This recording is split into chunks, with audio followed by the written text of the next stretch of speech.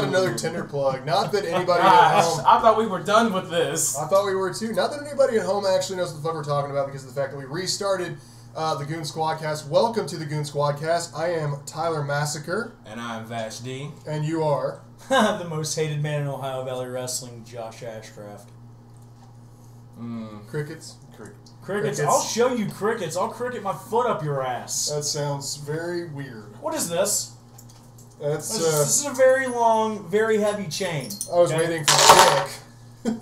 Well, I mean, that too. I'll give that to you after the podcast, though. Did you hear that, ladies? He likes to pack fudge. Anyway, so we're here, sitting here with our good friend Josh Ashcraft from Ohio Valley Wrestling fame, and anywhere else you see his fucking face plastered. He's actually a relatively well-known person here in Louisville, Kentucky. He's a person of interest for our show, and he's a long-time running friend of mine. He's the reason why he's the reason why I got my foot in the door, and why I can still get my fucking foot in the door to this day at Ohio Valley Wrestling, and that's something that I'm very grateful for you. Ever show up? If I ever show, I have a band now.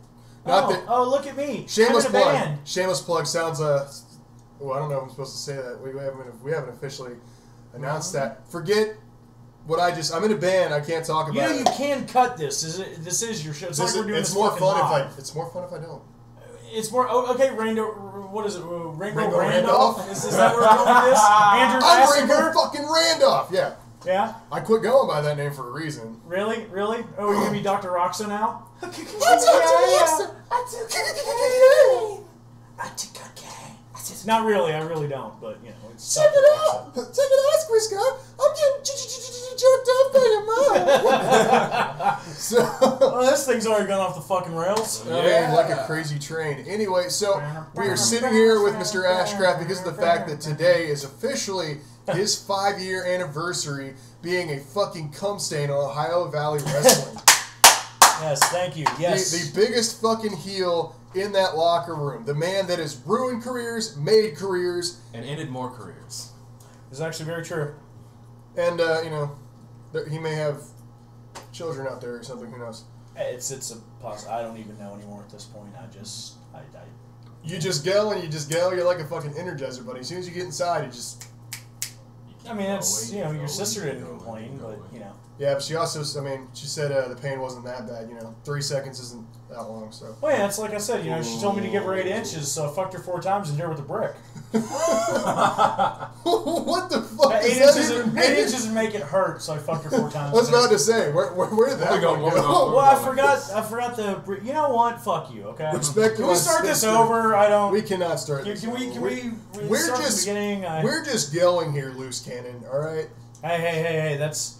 The modern day loose cannon's my boy, the bad boy Shane Andrews, man. Shane Andrews, there's plug number 1 right there. Oh, there's going to be a lot of them tonight. A lot of fucking plugs. Butt plugs, all kinds of shit. Ear plugs. Fuck kind of shit is he into, man? Did you not just tell me you were going to plug me after the show, so now you're going to say what kind of shit am I into? It's more like what kind of shit are you into?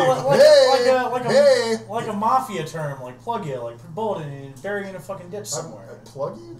You've never heard that? It's like an old school gangster. I've heard like rub you out of the picture. I've heard like put you in a trunk, have you sleeping with the fishes. 86. That's another one. Yeah, well, plug he's heard of it. You haven't. Sorry, I hear plug and I immediately go to like business bullshit where they're plugging for local businesses or major companies, whatever. And then he wears women's underwears. And he wears. We're seriously gonna keep quoting Bam Margera's fucking movie Haggard. You need to see the motherfucker. I do. Wait. You have never seen Haggard. I haven't got a chance to show it. He showed me a scene of it. How have you not? It's whoa-de-doo! I came to bring this to you and see what you and your crew are gonna do. Yeah, imagine a guy named Hellboy fucking my girlfriend, and that's what he looks like. You're dating a guy named fucking Hellboy? Dude, that's seriously, even though... that movie really doesn't get as much credit as I really think it deserves. Some people might think it's bad. It's a great movie, man. Yeah, I mean, for anybody that grew up in the era where Jackass, CKY, and all that shit was really big, that movie, it's just perfect. It perfectly encapsulates everything that was great about our upbringing. Yeah, I still have And- CKY2K on VHS, actually. God damn. So explain to the kids what the fuck that means. You know, this is the third podcast that I've done in the last month that I've had to explain what VHS is. I'm not that old, okay? I never said you were that old. We all had VHSs, man. It's just Okay, kids, here's the thing. VHS I have Space was Jam this... on VHS. I wish I still had my copy of Space Jam. Yeah, that would be a good movie. VHS was this plastic cassette tape Right in the fields. that you put into the VCR, okay? And if you wanted to see, like, let's say you're watching a wrestling Video VHS. cassette recorder for the dumbasses. Yes. So you put it in there, and if you wanted to watch, let's say, a wrestling match, and it was like 4th or 5th on the card, you couldn't just skip chapters, fuckers. You had to fast forward. Nope, not there yet. Nope, not there yet. Nope, not there yet. Oh, shit, I'm halfway through Nipple, it. stop! You're going too fast. That kind of shit happened all the time during Titanic. The I was a fucking kid, man. I couldn't get like Dude, my hands that on one- hardcore porn. Dude, that one was like... How could... You didn't need... that movie was like 4 tapes like deep. It was 2 tapes deep. No, man. it was 4 tapes deep. That Dude. was 2 tapes deep. No. That was not. Where the fuck did you get a bootleg copy? I might have. I'm pretty sure that sounds was about right. I'm pretty sure it was 4 tapes I'm pretty sure deep. somebody must have fucking put at least like 75 minutes on each tape. Well, now, here's the fucked up thing. This is what I don't understand about you. You couldn't get your access to pornography? Bro, you just clicked over to the fucking Spice no. Channel, while it was scrambled, Hey, or you're like, I Fuck no, kinda see a dude. titty. All you need to do is just watch that like Are you late talking night about Comedy Central and Yeah. shit like that. Are you talking about channel? What was it? Was it 64? Yeah. Wasn't it channel 64? Was the 64. scrambled porn channel? Yeah. For all you kids out there that get to jerk off and look shit up on Pornhub on your fucking laptops, we were stuck fucking whittling our thumbs and our fucking knobs on fucking scrambled shit trying to make out what's a tit and what's not a tit. The thing is, the fucked up thing is you could always get all the audio, but you got no video. No. Like, I remember watching South Park, when South Park was on, I think it was like maybe pay-per-view, and it was like channel like 77 Yeah. on you watch back the- in the old day Insight, but I'm watching it scrambled and I can hear all the audio, but I'm like, I kind of think I know what's going on, but Yeah. I kind of don't. That's the great thing about back in the day, just so these kids understand, is whenever you watched a pay-per-view event, the great thing is the audio was perfect. Oh, It's yeah. just the video that was fucked up. So it's like you basically had to call somebody, pay them, what, like $30, $40, $50 Or you got to- or to you get got- your fucking cable fixed, essentially. Or- No, you get the paperclip deal. What the fuck are you talking about? If you get it on the cable box and you put the paperclip on the back of the paper box. Oh, exactly. shit. Yeah, See? Bro, I'm from the mean streets of Linden. We didn't know all that Yeah, shit. man. Bro, you didn't get a black box? Yeah, man, you get the I didn't get a black the box, black I'm cable just box, saying. whatever. You I put could the, totally put the take it in a paper different clip, direction. put the paper Hey, clip man, on Uncle- the back of it, and you get all the paper views for free. And No, shit. no, you know what? Get the extended channels too. Word. Shit. Man, here's Where the did you thing. pick that up from? Deshaun's scrapyard? I'm just Yeah. kidding. Fuck you, Tyler. Fuck you. You guys will find out soon I enough. will say this though. I remember watching the. Was it Survivor Series or Invasion? No, it was Survivor Series, where everybody thought that Angle had turned on the WWE and had sided with the Alliance. And I remember watching that on scrambled pay-per-view and listening to the commentary, and I'm like, oh, what the hell's going to happen? And then Angle, like, is the baby face playing the fucking mole, and yeah, I'm a nerd. Speaking of nerds, let's get go this ahead fucking and get podcast. let's go ahead and get How back far on into this top. are we? You were already almost 10 minutes in, and we've managed to talk about internet porn, fucking VHS tapes, And watching plugging- Titanic, all and kinds plugging of Tinder again. and a bunch of gay jokes. So I mean, you can clearly tell that if you don't like what you're hearing, keep listening. It gets worse. Yeah, no, So it's all fucking downhill from here, boys. now we're talking about this motherfucker's career. So we're gonna start from day one. Ohio Valley Wrestling. What was it? February 19th, 2011? February 19th, 2011, Who- London, Kentucky. My Who- very, very first show. Who got your foot in the door? My good, dear, close personal friend, Mr. Jason fucking Saint. Jason fucking Saint. If you don't know Jason fucking Saint, ask around, because I guarantee you're never more than 2 to 3 people away from Jason fucking Saint. in Or London, you're 2 to Kentucky. 3 people away from somebody who you probably fucked. Yeah, there's no in between. You either love Jay or you hate him, and he'll be the first one to tell you that. So it's not like I'm making anything up, but I love the guy. He's not a bad dude. I'm not going He's to not sit at here and all, fucking rip not on at him. all. I wish things were better between us, but whatever. I still respect the fuck out of what he's done in his movies. What was it? Welcome Back and Welcome Back, Superhero, last summer, Last which I was summer. in. I never actually saw Superhero. So, well, Superhero was kind of like, okay, so Superhero was... It was Brandon's movie, wasn't it? It was Brandon's movie, but Jay had a hand... I don't know. All I know is I fucking sold copies of it for him at the premiere at Village 8. Which, if you're listening to Village this 8 is in actually rural closing Kentucky, down. yes, Village 8's closing. Oh, end of dude, year. no. That End of breaks year. my fucking heart, man. I mean, if It you just- ever wanted to pay a few dollars to fucking go watch a movie or on a screen that looks like a television you could buy from Walmart, Village 8's your place. But, Yeah, but for the indie fucking scene, it actually means something. But Village 8 holds, and this is a little bit personal shit, we'll get to more wrestling in a second, because you know me, I'm long-winded and I have ADD. My mom and I, when I was young, it was just my mom and I when my parents got divorced. So Saturdays, I'd always look forward to, because Mom didn't have to work, so we would sleep in late, get up, we'd go get Taco Bell, and we'd always go hit up Village 8 for a couple movies. Back when they were legit still $1. They were $1 back in the day? Yeah, back in the day at Village 8, they were called the dollar movies because they were legitimately $1 for a ticket. So we'd go see, every weekend we'd go see a couple movies, man, and that was fucking awesome. I loved it. That sounds like a lot of fun. The Village 8's place, I saw Hellboy for the first time. Nice. Yeah, my ex-girlfriend took my sister and they went to see some fucking like Mary-Kate and Ashley Olsen movie. I'm like, I'm not going to sit through that piece of horse shit. I want to go see Hellboy because I've wanted to see Hellboy, and I saw Hellboy, and I love Hellboy. This is also the place that, I mean, in all honesty, beyond just the fact that your mother and you had that, awesome memory, that was also the place where a lot of people took their kids, because that place showed Shrek 10 years, 12 years after the motherfucker had come out. Oh yeah, it'd always be playing fucking Shrek. How many fucking movies did they end up with? It's 5? still fucking playing Shrek. It's Yeah. playing Shrek right now. It probably is. It's currently whatever time it is. 11:33 p.m. And they're still showing Shrek. They're still showing And Shrek is right now. running. There's another showing, ladies and gentlemen, in 13 minutes. They're gonna show Shrek the second after that. Yeah. Right after. I think they're marathoning all the way through Shrek the musical.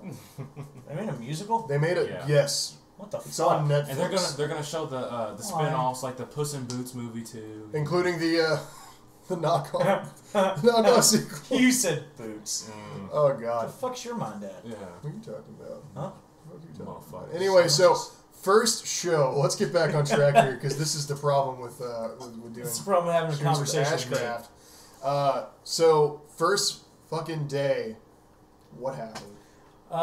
So I show up at the building just to help set up the ring. That's my whole purpose for being there. Was we had a gentleman by the name of Cornbread, as he was affectionately known, Brian Roof. Brian Was Douglas the- Roof. Yeah, Yeah. eat y'all's cornbread.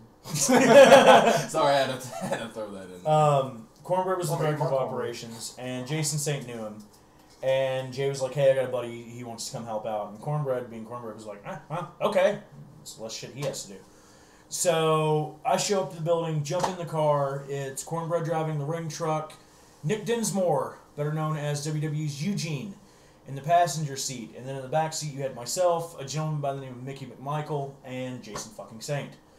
We drove like 3.5, 4 hours down to London, to the London Optimist Club.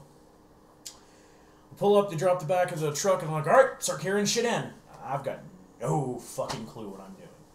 But I'm like, okay, yeah, sure. So I just start taking stuff in, and as the boys are showing up, they're like, oh, who the fuck's this kid? And some of them were like, yeah, here, put this here and do this and do that. And basically I'm just busting my ass trying to, earn the right to be there that day. And after we get the ring all set up, I'm like, cool, well, Jay's like, yeah, you can just hang out, and we'll sit over here in the stands and we'll watch the show. I'm like, yeah, that's going to be great. And Cornbread comes to me, hey, go work the door. Like, fucking what? Yeah, I need you to go work the door. So you're taking a guy that you don't know at all and putting him at the door taking money for tickets. Okay, because that makes sense. Now, I'll be completely honest with you, anybody else in that position that didn't give a shit could have fucking just been like, oh yeah, no, there was only this many people here and blah, blah, blah. And I've got too much respect for Danny and for OVW to do anything like that, so it's like, dude, this is probably not a good idea for you to do, but I'm going to do it. And I did it, and I ran the door, so I don't remember a lot of the show, because the door was actually out in like a lobby, and there's another set of double doors you had to go through. Word. So I could hear people getting bumped. I was just like, I'm like, yes, thank you for your money, looking over my fucking shoulder, like, who the fuck's in the ring?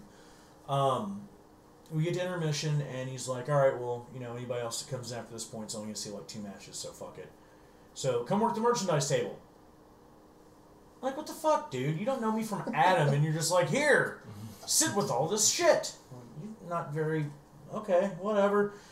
So I'm sitting at the merch table, and I remember the main event was for the OVW title. It was Nick Dinsmore defending against Mr. Media himself, Mr. 1859, Cliff Compton. Let's plug. I'm gonna fuck it. I'm not even gonna keep track. Of Don't shit even anymore. keep count. Is Cliff's fucking awesome, man. But I'm sitting at the merch table. It's around the other side of the guardrail because for whatever fucking reason, we have this set up and we've got bleachers and seats. But in between, there's like a guardrail and then the merch section and then the fucking wall. So it's like you could only go around 3/4. I don't know. But Cliff looks at me and goes, "Hey, give me a chair." Fuck, okay. So I get up and hand him my chair and he just takes it and goes, I guess I gotta fucking hit this guy. He turns around and next thing you know, fucking Dinsmore cuts him off and fucking hits the deal and 1, 2, 3. Then afterwards, like, don't ever fucking give the guy a chair again. Blah. I'm like, well, fuck, I don't know. He's bigger than me. I don't know him, and he's yelled for a chair. Okay. And Cliff comes up to me after you gave me a chair. And Cliff, I love Cliff to death. I have no bad things whatsoever to ever say about Cliff Compton. He is a very, very, very good friend of mine. At least to me, he's a good friend. I might just be dipshit number 12. I don't fucking know. But Cliff's always been very good to me. And he goes, he speaks in a very monotone type of speaking voice when he's not, out in the ring doing his thing. And he does it because he knows he gets a pop from people because you gave me a chair. Yeah, Cliff. Yeah. Why did you give me a chair? You asked me to. Oh. Well, that's sound reasoning. He just walks away. And I'm like, you asked me for the fucking chair, brother. Sounds Here it is. So then we tore down and drove back that night. And after that, I was fucking in. I was at every house show. Did you know that was going to happen that first night? Did you just kind of expect it to be like a one-off thing? Or was it just like, I want to do this. This is cool as shit. And then you just... I wanted more. I wanted as much as I could possibly get, and I was going to bust my ass to get to that point. And then started the thirst. Yeah, sure. Let's go with that. Then came the bloodthirst. Yes. No. There was that for years and years before. Well, because see, the thing is, what people don't realize is I was at OVW for years and years and years before that, sitting in the crowd as a fan watching. I was there front row center for the first show at the new building, which is, for all of you listening out there, 4400 Old Shepherdsville Road here in Louisville, Kentucky. Every Wednesday night, we tape our TV show. Doors open at 6:30. Bell time is usually around 7:15. Tickets are $7 at the door, which, $7 to come out and enjoy wrestling for a few hours. I mean, it's a great escape for you. We also run our Saturday night special at the same building. It's the first Saturday of every month, barring things like Derby. Tickets are $10 in advance, $15 at the door. But it is our big monthly show. So come out, support OVW, come yell horrible, terrible things at me. Just don't throw things at me or take a swing at me, because at that point you might either A, get the shit kicked out of you if I ever see you out in public, or B, get thrown the fuck out of the building, because that's not cool to do. I get it. You might not like somebody. There's no reason to throw heavy objects at them. I have been pelted with batteries, among other things, before it shows, so that's not cool. Unless, of course, you're inside the ring, and then it's perfectly acceptable. Also, to add to that... Really?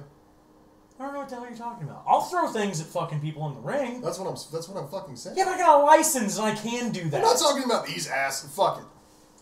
I blame white people. Continue. Next question, monkey. Textbook technicality bullshit. Anyway, so what? His goatee's getting a little long. Oh, we're not going back to the old chapter. We're staying the fuck away from it, because I'm not. You sure? Because I got a little. Get it the fuck away from it. It's not funny. It's not. Put the fuck away. I do have my friend Mr. Zippo. You remember Mr. Zippo? I just saw Mr. Zippo. You can put Mr. Zippo the fuck back where you got it. Who's Mr. Zippo? What happened? I don't know. Why don't you find out? Why don't you ask him, Derek? Who's Mr. Zippo? Well, the last time I did a podcast, he decided to start asking me some stupid ass questions, and we wasn't paying attention. I started burning off part of his beard because I was bored. I was going to say, occasionally alumni also show up to these shows, so if you want to snap a quick pic with anybody from Jamin Olivencia to the fucking Blossoms, even Iron Man Rob Conway, show the fuck up. It's worth the money that you're going to spend on it. Sure, you even get gyms like Jeff Jarrett showing up there. Yeah, you could get Jeff Jarrett. Speaking of Jeff Jarrett, why don't we go ahead and Well, do we want to move that far? Because that was... There's a lot of shit in between there if you want to... I think we should go over the shit in between and eventually we'll make our way to Jeff Jarrett. Are we doing my 5-year career retrospective here? Is why that don't what we we're doing? Why don't we have you pick out your biggest moments of each year? Oh, fuck, that's hard. We'll say like top 5 out of each year, and we'll go through it. And you don't have to give us all the details. If top 5 is too much, you don't think. Yeah, brother, I've been hitting the head with a lot of fucking shit. And so somehow you remember stuff all of this shit. There's a lot that's a blur too, though. It's either the blows to the head or the Jack Daniels. I can never tell which. But yes, I was actually promised catering and Jack Daniels. I see some gum and there's some water. Where's the? Hey man, is the catering later? Is that? Do we look like we're sponsored? Do we look like we're goddamn sponsored? I was brought here under false pretenses. Yeah, exactly. Surprise. You also asked for a male hooker in your trailer, but Hey, we have Tyler. What's on the fucking rider is what's on the rider. Okay. Go ahead and put your mask on now. Put your mask on now. We're just gonna go ahead and press this button. Oh, okay, hey, what the fuck are you doing? Don't worry about it. What's that? I don't understand. I need you to breathe in heavier. What? It worked. You get his pants off. Yeah. The fuck? No, but I'm surprised those Bill Cosby's didn't get him first. Hot Cosby's. Cosby's. Goddamn. Oh fuck! No one's gonna listen to this podcast. All right, so I did the show in London, Kentucky. Moved on to doing ring crew for all the shows, and then I took over the merchandise stand from Michael Hayes. Michael Hayes, a wrestler I respect. I think everybody respects this man. Most recently, I think the biggest news article with his name attached to it was the whole Tough Enough thing. Yes. Nothing but respect for that man for admitting that he didn't feel like he could do it, but god damn it did he try with all of his heart, and that's why I respect the fuck out of Michael Hayes. You got me confused. I was thinking Michael P.S. Hayes. I was like, what? Are you talking about Michael Hayes with like the weird pants that fucking manage the Hardys and can't I thought, yes, that's what I thought. For some reason, that's what I thought you guys were talking about. That motherfucker cannot shave his beard right. I swear to God, his fucking mustache is always off. It's always fucking thin, but he's always got it like shorter on one side and bigger on the other side. Sorry, but back to Michael Hayes. I can't believe that you bring up the Hardys run with Michael Hayes when he was the leader of the fabulous fucking Freebirds and World Class Championship Wrestling down out of fucking... Apparently they're going in the Hall of Fame this year. No, they damn fucking deserve it, man. They really do. I heard that they're a contender going in the Hall of Fame. Who are we talking about? The Freebirds. The fabulous Freebirds. Michael P.S. Hayes, Jim Jam Garvin... There's still some shit that I'm kind of missing from that era of wrestling. Oh, for fuck's sake! The network's $9.99 a month, motherfucker. I know he has it. The New Day is actually a knockoff of the Freebirds. Okay, I do need to do. Have you ever heard of the Freebird rule? That's the reason why they can use all 3 members and interchange the belt. Is the Freebird? That's it. That's the Freebird. Yeah, the Freebird. I've been wondering about that for a while because you see the belt go back and forth between Big E and Xavier Woods. Yeah. So that's the Freebird rule. Why do you hang out with him? I have no idea. All right. So anyway, because every black person needs at least one white friend. I have plenty of white friends. You just need one black friend. All right, that's true. Okay, touche. So anyhow, so I take over the merchandise booth and I start doing merchandise on a regular basis. So every Wednesday I'm working the merch table, and I'm selling my ass off, trying to do what I can to bring in people to buy shit. And it went well for a while, and then. Well, before I even get to that, you had a question about something I had done prior. Oh, yeah. You have rubbed elbows with some excellent people, and one of them is Kevin Steen, a.k.a. Kevin Owens now. Kill Owens, kill? Kill Owens, kill. Kill Owens, kill. Kill Steen, kill. He actually had to change that, because he said he saw a video of a guy actually, what was it? He had like some type of pan or whatever in his hand, and he was playing the kill Steen kill, and he was just smashing himself on the head until he bled. So he's like, yeah, we got to put an end to that shit. So that's the reason why he stopped the kill. Did he go and kill the person? Is that no? We got to put an end to that shit. He put it into him like he put it into MGK and powerbombed him through a table. That's he helped MGK's music career because it was going that way anyway. So. But yes, continue with JK. You rub shoulders with Yeah. So what happened was I'm working the merchandise booth, and I get a call from, we had a gentleman by the name of Christian Muscagni, who was a manager for Cliff Compton, that is a legit lawyer here in Louisville. And he was like, hey, I need you to be clean shaven and over to my apartment on, like, next Tuesday or something like that at this time. And I'm like, for fucking what?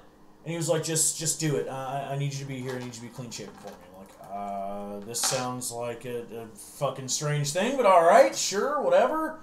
So show up at Christian's. I'm like, all right, I'm here. What's up? And he was like, here, take this, one of my old suits, put it on. You're gonna be a lawyer. I'm like, bro, I can go to jail for doing that. He's like, no. You're gonna be a lawyer for Kevin Steen for ROH. I need a couple of people. I'm like, oh, okay. So I put on the suit, and we go down to Christian's law office, and fucking ribs on me. I show up. There's Mike Cerisi, who's another guy that was always cool with me. He used to manage a couple of gyms here in Louisville. I don't know if he still does or not. I've kind of lost touch with him. But it's me, Cerisi, and then a bunch of legitimate lawyers, and every one of those motherfuckers has a full beard. And I look at Christian, and Christian's looking at me like, gotcha, ribs on you. I'm like, you're a dick, dude, because without this, I look fucking 12, man. You did look young as shit. Yeah, I look young as fuck. I didn't. When I looked at it, I didn't notice who you were. I was just like, and I had to ask him about it. And he's like, yeah, that's him. Yeah. So if you watch, I'm standing in the background as one of the legal aides for Steen, and then fast forward to like 2 weeks later when ROH came in to do TV tapings. That was for him and Generica, wasn't it? No, it was for him and Cornette. Yeah. Yeah, when Cornette had him banned. So fast forward a couple weeks, and the beard's already grown back in. Come to find out, none of the lawyers got their license. It was just me and Cerisi that were licensed, because I was licensed, obviously, for OVW. Mm-hmm. So they're like, oh, well, we need lawyers for the segment, too, so you're going to be on ROH TV. I'm like, oh, okay, that's fucking cool. So I think I'd done like one pull apart as security on TV, but the first time I was ever like actually on TV and my face was seen was for ROH. It's me, Mike Cerisi, and Christian standing behind Kevin Steen across from Kevin Kelly, Jim Cornette, Steve Carino, and Jimmy fucking Jacobs. And that was some big names. That was cool as shit for, the fat kid that I was always told, here's the thing, I went to school here in Louisville. I went to school at Wagner. And there's only two other people outside of me that said that they were going to do something and did it. I have a buddy named GQ King, who he's a rapper out in California. He's making music out there, and he's doing what he set out to do. Alfonso Smith from Wagner High School, also a Wagner alumni. Went on to play for the University of Kentucky men's football team. Now plays in the NFL. With the Congratulations. He played for the Arizona Cardinals. Now I believe he's with the San Francisco 49ers. And then there's me at OVW. Because I always said, if one of the national companies wants to call me and say, hey, we'll give you this much money to come work for us, he was getting fucking coffee. Your whole job is to get coffee for Vince before he even knows that he wants a cup. Fuck it, I'm there. I'll do it. Why? Because I love wrestling. That'd be pretty dope. Wrestling's the only thing they've ever wanted to fucking do. Just getting coffee from Vince, I'd do that shit. But I said I was going to be at OVW because that was attainable. That was my hometown promotion, and it's where I wanted to be, and it's in my opinion, one of the greatest places that you can learn your craft, because that's what we are. We're a school. People that want to learn how to be a professional wrestler come to OVW, and you get real experience in front of actual crowds, and it's not just bumping in some cold fucking warehouse somewhere and then trying to go out and find a place on the indies to work. No, it's you actually get to do stuff. You get TV exposure. And that's what I did. I'm there. And after that, shit just started to snowball. We did a show October... Hang on, I'll actually tell you the exact date, because yes, I do actually have it in my phone. While you're pulling up that date, I'm going to go ahead and say something about OVW. Sorry, yeah, go ahead. If there's tons of kids that get out of high school every year, they can't pick the college they want to go to, or they can't decide where they want to go. They don't know what they want to do with their careers. But a few of these kids just happen to be professional wrestling fans, or they have an interest in it. Well, you want to find out what you're made of. You want to know what you're capable of. You want to reach that potential. Ohio Valley Wrestling is the place to do it. And these guys, the guys that you're learning from have been professionals for years, man. It's not like they just learn from just some other whatever, you know, like just for a couple of months or some shit and decided to start teaching. They have been doing this shit for years. They've taught some of the biggest names that you'll ever hear. I mean, Ohio Valley Wrestling popped out who? Like John Cena, Randy Orton, Brock Lesnar. There's CM Batista, Punk, all those guys. Shelton Benjamin. Dolph Ziggler, Elijah Burke. Some of the biggest names in professional wrestling history have come out of this place. Eminem, the, what's it called? Mercury Nitro Molina. Yeah. I mean, well... Joey Mercury. Merc had been working the Indies as Joey Matthews. He was an ECW's tag team with Christian York. They were managed by Joel Gertner for a little bit. Christian York. I just keep dropping fucking shit. I don't even care. What was the date of that event? Oh, it was my calendar for whatever is not refreshing, but it was October 28th of 2011. There was a concert.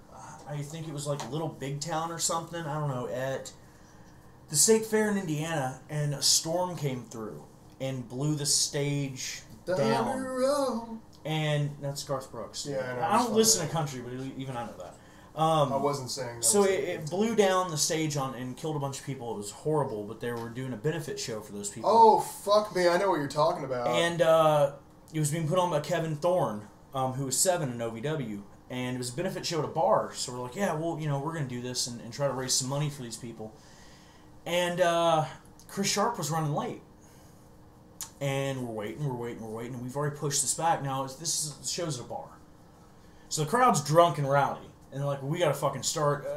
Paradise is backstage. James Long, who now works for TNA, who, a gentleman that helped me greatly, also very early on. One of the kindest people that I met during my time in OVW. One of the first people I became friends with. Unless you're on camera and you fuck up a shot, and then he's all over your ass. I fortunately didn't get that far. I just shot dark matches. That's Jimmy, man. I love him to death. I don't have a bad thing in the world to say about him. Which you're going to hear that a lot out of me, because it truly, I really don't have, you asked me, before the show, you said, well, get some dirt. I'm like, I don't have dirt, man. I've got tons of love and respect for just about everybody that I've come in contact with a couple of people that I didn't see eye to eye with. Biggest heel of the heart. Some that I'm cool with. No, don't fucking say that. But the point I'm trying to make is, he goes, hey man, you got dress shoes, or you have dress pants and an OVW shirt, right?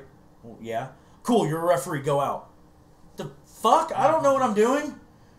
And I get in the ring, and luckily enough, the very first match on the card was Shiloh Jones and the Man Beast, Ted McNailer. And Beast was a referee for years before he was a wrestler. And it could have been the drizzling shits, and I'm sure that it was. You can actually look it up and find snippets of my first match as a referee, and I'm fucking terrified. But Beast just told me, shut up and listen. And as he called the fucking match, he was also calling all the ref spots for what I need to be doing. So he basically was coaching me through my first match the entire fucking time. And if it hadn't been for him and Shiloh at the same time, I wouldn't have made it through that first match. The second match was a complete and utter fucking disaster, because I didn't know who 2 of the guys were, and they showed up and they were just whatever. And the other 2 were a couple of our guys, and it devolved into fucking chaos. I split my pants from my dick to my knees, which I'm horrified about, and then the crowd's like, yeah, and I was like, oh, well, fuck it, let's go with it. And as I get out of the ring, I actually I'm wearing steel-toed boots, too, because I didn't have sneakers with me. So when you do ring setup, you don't think about, I need to have this, and this. I'm just like, well, I'm here to set up fucking the ring and sell t-shirts. I hook my foot on the fucking apron and almost eat shit in the middle of this parking lot from the crowd. And I'm like, fuck! And as I go through the curtain to change into a pair of jeans, I see Package, Chris Sharpe, and he's passing and she's like, I got it from here, buddy. And I was so thankful, but also so depressed, because the very next match was Smooth Johnny Spade versus Sexy Sean Casey. Damn. And I grew up an OVW fan. And I remember the old fucking arena on Mechanic Street. And I remember the fucking, the early days in these guys. And I remember growing up watching, and not growing up watching, it's not that fucking old, but, being 13, 14, 15, watching OVW on TV and seeing, Sexy Sean Casey with Chris Michaels and Smooth Johnny Spade with The Revolution. And going, oh, fuck, I actually get to referee these guys. That's fucking cool. And I'm like, oh, alright, that's cool. I'm just going to go back here and have a fucking heart attack because at that time I'm like 315 fucking pounds. And, yeah, God, I was so out of shape. And I'm still out of shape, but round is shape, so fuck you. So that was the start of that. And the next night we did Colgate Gym, and I went back to doing merchandise. Slowly but surely they started to pepper me in at house shows as a referee and dart matches and all that kind of stuff. Mm-hmm. And yeah, then we lead into my first match with Chris Sharpe. And which is a trilogy. It is a trilogy. I'm 3-0 against Chris Sharpe. With a decent enough story between you and Sharpe, and I'm guessing that if I had to guess that whole thing probably sparked the night that he showed up fucking late and stole your thunder. even if you were scared as shit, you can't tell me you weren't pissed off that you didn't get to be standing in the same ring with those two people. Well, no, I was just happy for any of the opportunities they give. And honestly, here's the thing: I'm so ridiculously thankful to Danny Davis and Trailer Park Trash and all the OVW originals like Jack Black and Spade and all those guys. That vouched for me after they'd seen me, around and busting my ass. And guys like Mike Mondo and Compton and Randy Torres and just all those fucking people, Rudy Switchblade. And I know I'm leaving someone out somewhere, and I don't mean to. It's just there have been so many people that helped me, like James Moose Thomas and all those guys. I was wondering where Moose's name was at. Yeah, Jamin and Mike Hayes and just all those people. And, like Mo Green. Mo fucking Green. The one person that walked up to me every single time and said, hey man, so are you going to start training? Well, you need to start eating right and getting in the gym and stuff. And I'm like, dude, I just want to run camera. Please, don't do this to me. I don't want to do this, all right? It looks like fun, but I'm good. No, dude, seriously, you should really get the size. He was trying to get you ring ready, dog. I'm like, look, dude, I'm cool, man. I'm cool where I'm at. But, all those guys that helped me out immensely. Man, but, and that's the thing. I have to give credit to everyone. I have to thank and give credit to everyone whose path that I've crossed so far in the last 5 years, because if it weren't for them willing to help me, if it weren't for them willing to go out on a limb for me and teach me things here and there and all that kind of stuff, I wouldn't be where I'm at now. Now, Package, on the other fucking hand. Package had turned heel. That's a really weird thing for you to say. Package had turned heel. Why? Because when I think of Chris... you know what I think of when I think of Chris Sharpe. Chris's Package? Yes. No, yeah, I think of Chris's package and how fucking small it is. No. Ooh. I think of Chris. Bullet Club. Chris the Package Sharpe. Too sweet. And I always fucking think of the time that we're not gonna dive deep into that, but the one time I helped you guys set something up. He ran out and decided to surprise me, and he almost got fucking nailed in the face. But whenever I see Chris Sharpe, I always see that smile on his face, and I'm like, this guy could not. No. I'm sorry. This motherfucker cannot go heel. Well, Chris had turned heel, and, I didn't really like the way he was doing things. Because he wasn't as good as you. As I'm having a meeting with Joe Wheeler and Jordan Barker in the back about what we need to do about the situation, he decides to run up and kick me in the beanbag from behind. Ooh. I'm sorry. Classic heel turn. I'm sorry. Can we Classic heel move. He fucking did what? Yeah, kick me in the beanbag, right in the cash and prizes. Oh, wow. Twigs and berries. Yeah. Twigs and berries. A little coin purse action. So I decided to go out holding... Meat and veg, I was about to say that. Yeah. Bangers and mash. holding my boys and call them out and challenge them to a match. And that first match was, let's just call a spade here. It was basically just dick punches and slaps. But I won by hitting him in the balls. So hey, you exacted revenge. I did. I multiple times, but you fucking yeah, I got my revenge. That was the first match with Chris. You can fast forward a couple years later, and so wait, hold on. I'm sorry. Here's something I actually didn't know was that the feud with Sharpe is over several years. Yeah. I thought it all happened in 1 year. I think I came at the very end of it. No. When I showed up for SNS one night to watch you guys wrestle, I thought I came in at the very end. I think I was there for that match too. I don't know. Now The third and final one? I think I was there for the second one. Yeah, you guys were there for the second one. I think you were there for the second one. I think I was there for the third one. I was there for the second one, and then I was there for the one with you and Danger. Okay. Well, we're skipping ahead a little bit. Let's keep my stay on task. Yeah. I think it was my second year in that I had my match with Chris. Mm-hmm. And you fast forward a little while, and now I'm the heel, and Chris is the baby face. I was there for the second. I remember. And you know, we wound up we built that thing too for months, man. It was fucking great. Like it was. We actually had some time behind it, and we really fucking went all out. And it's the way I look at things. This is either gonna be really good or really fucking bad. There's no in between. It's 2 reps, man. And we went out there for a fucking fight. And you can actually see partway through the match, he spins me around and gives me a headbutt, and the lights go out. Fucking, you know, just nobody's home, brother. And that's not on him. That's not me. It was one of those weird things where we just kind of wound up in an awkward position. Bam! And I'm like, what the fuck? And you watch it, he's punching and chopping me, and my body's responding, but you're not. Pop's fucking asleep at that point. It was night time. But I managed to pull out the victory thanks to my boy Marcus Anthony. Oh, gosh. Come in and giving Chris the game That's a punch from hell. That's a big motherfucker. When people say like man beast or something like that, that's what I think. That's who you think of, Marcus fucking Marcus Anthony. Shithouse is the best way to describe it. I saw this motherfucker take a chair to the back, nothing. Yeah. I don't even remember who fucking hit him with the chair, but I remember him taking a chair. That Crimson Omen ain't no joke. Ain't no fucking joke. Crimson Omen, oh god. But yeah, so I that was match number 2 with Sharpe, and then that was July. That was the July 5th SNS, July 4th SNS a couple years ago, which is funny as hell because I went into the building that day hungover as fuck from the night before. And I was like, oh god, this is going to be terrible. And I didn't yak, so that's a good thing.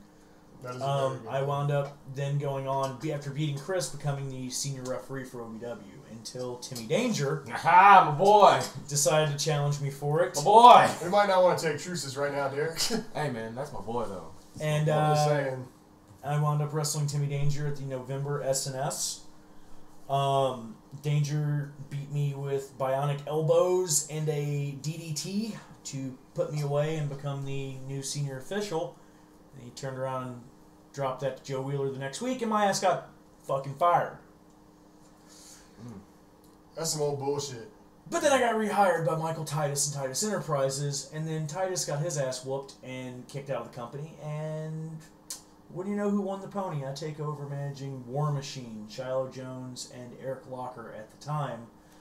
That's a weird combination. It's a great team, though, There's man. been a bunch of War Machines, haven't there?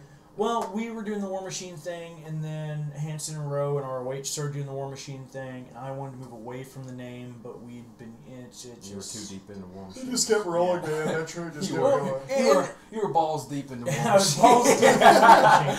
But, we went from... We are the War Machines. We went from Shiler? We went from Eric Locker and Lolo, Shiloh Jones, to Locker and Big John. And whatever happened to in between... He's somewhere watching Samurai Jack. Who? Big John. I don't know what he's doing, but I know what he's not doing, and what he is not doing is still having possession of the OVW Television Championship, which is back in its rightful place with my boy, Devin Driscoll. Been waiting the whole show to hear him say that.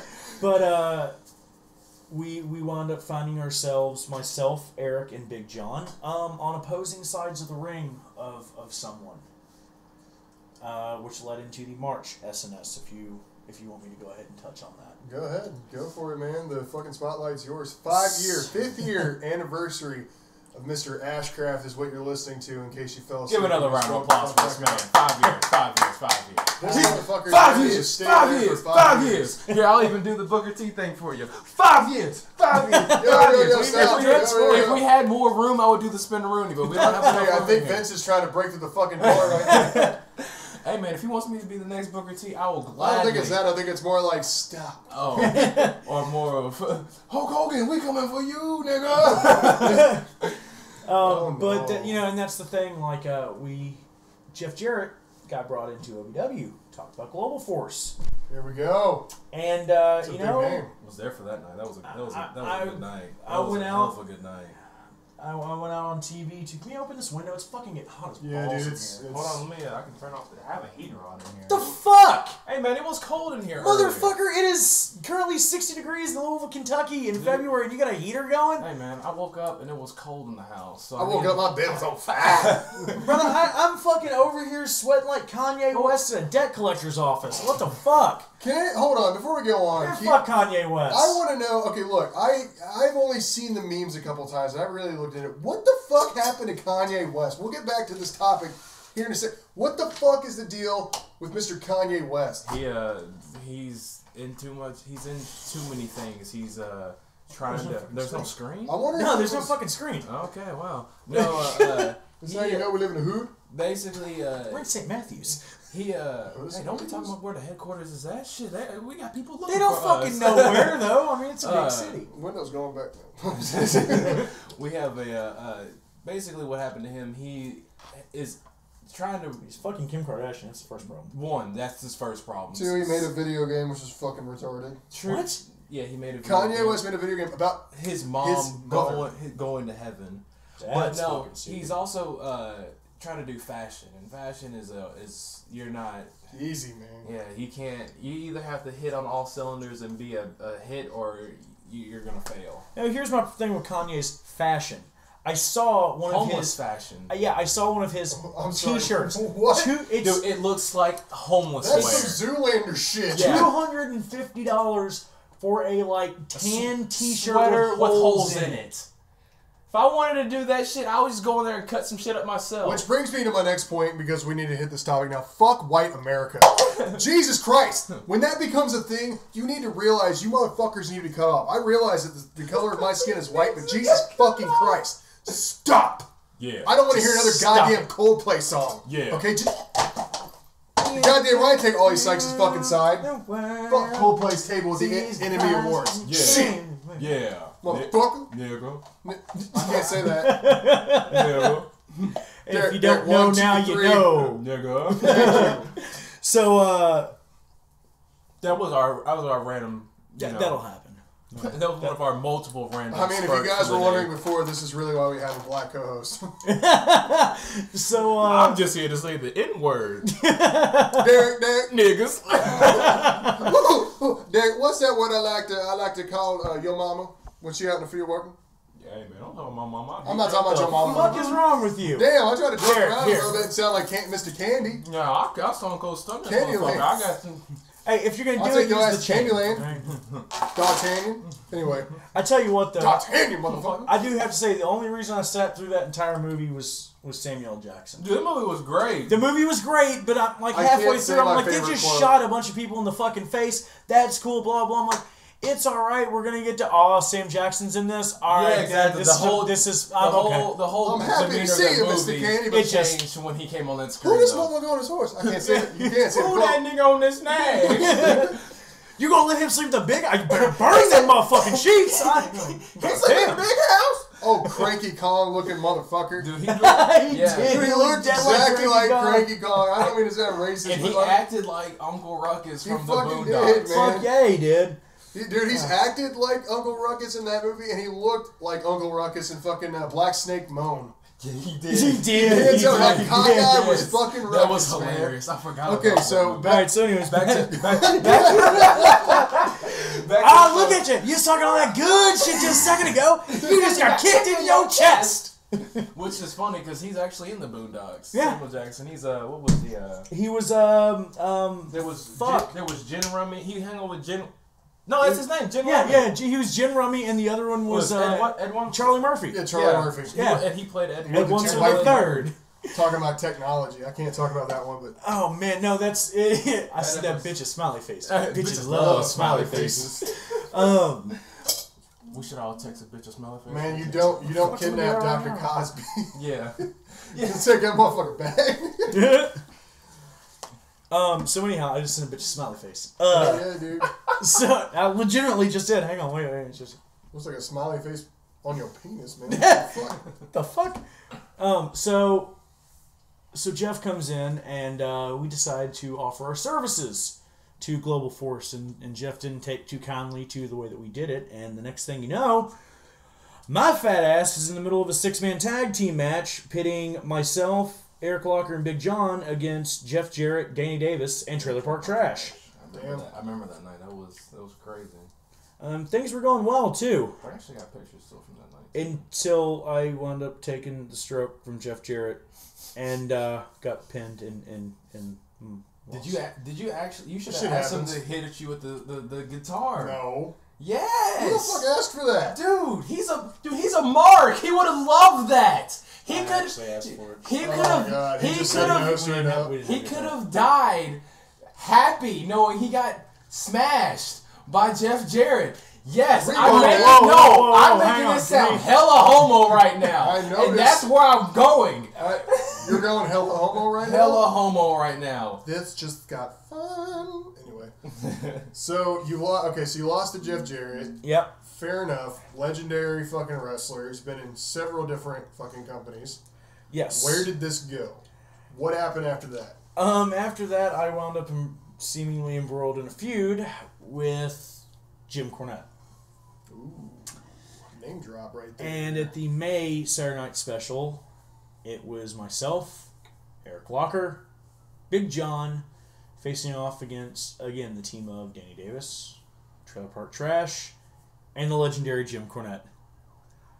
This time, no Jeff Jarrett? No Jeff Jarrett. It was Danny Trash and Jim versus me and the War Machine. You fought Cornette? I did fight Cornette. You weren't there for that? I don't think I was, man. I have pictures of that. Hang on. So I wound up in the ring with Jim, and that was a lot of fun.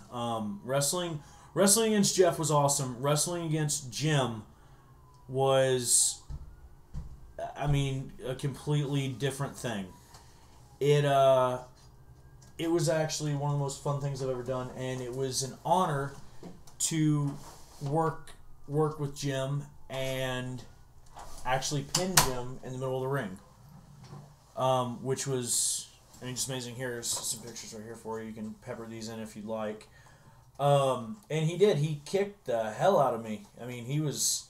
How old is that motherfucker? He's still throwing punches that look hard as fuck? You know, that's the thing, man. You know, I'm taking right hands from him, and clotheslines and back elbows, and when he got up in the corner for the 10 punch, the referee wasn't looking, so I broke out my finishing maneuver. The low blow? Yep, hit him right in the nuts and pinned him. That's one hell of a finishing maneuver. You know, it works. It gets the job done. You should really just copyright it and call it the money shot. That's the aftermath of the match right there. That was. You guys look pretty happy, man. Yeah, I was pretty happy. But I'm telling you, money shot. You know, and then the next thing you know, Jim gets the last laugh because we have War Games in June, and the winner of War Games gets whatever they want. So the mystery opponent to oppose Team War Machine wasn't it the return of the return Marcus Anthony? And it was a cage match, wasn't it too? Yeah. Yeah, I remember that shit. That shit was hot fire. I think I was there for that night, wasn't I? That was the night Marcus came back and basically won that match, got a match with you later that night. You know, you gotta kind of build the things a little bit because I don't remember a lot of that match because that motherfucker hit me harder than anybody's ever hit me in my entire fucking life. You know what? I would imagine. I mean, I don't imagine. He said Crimson Omen. You know what I imagine him saying when he does that? I don't know. What did you? You ready to go night? Oh my god! Actually, it's funny because when I was a heel referee and I was helping Marcus win his matches, I would actually shout that at the top of my lungs, and Marcus would try so hard not to crack the fuck up every time I did it. I still remember the conversation that Big John had with. Yeah, that's me facing Marcus and missing a leg drop in that. That was, in all honesty, you know, I've been to OVW a couple of times. I've watched wrestling for years, but one of my favorite heel moments was when Ashcraft first got up into that fucking ring, And I was like, okay, look, I know this guy. He's not going to play it clean against someone like fucking Marcus Anthony. Marcus Anthony will treat him like a prison bitch. That's what's about to happen here in a second. Why does Ashcraft have his hand balled up? What is... Holy shit! He just blew that into... Marcus is actually fucked right now. And it was actually pretty epic. But of course, later in the match, boom, pop. He clotheslined me so hard that I remember looking at the referee, Jordan Barker, and Jordan goes... Thinking he's tearing shit. No. Jordan, I look at Jordan and go, Jordan! He goes, man, you just got fucked up. You're bleeding. You got knocked the fuck out. He goes, hey, man, you're bleeding. I was like, I know. We're going home. Fuck. Marcus is, and here's the thing, Marcus is deceptively strong. He doesn't know his own strength. And again, I wasn't hot at him or anything. Marcus has been one of my best friends since I started at OVW. That guy, you know, when he left and went to WWE, and then when he came back and all that, so we never lost contact. And Marcus is seriously one of the most genuine individuals I've ever met. I can't say anything bad about him other than the fact that motherfucker hit me so hard that 5 generations from now... He shit himself. Yeah, my great-great-great-grandkids or nieces or nephews or whatever are going to wake up in a cold sweat in the middle of the night screaming, Mommy, Marcus hit me! She'd be like, what the fuck you talking about? My turn. Go Why back, you have to hit me so hard? Go back to sleep in your space bed. He was going to fall off the couch one day just... Yeah.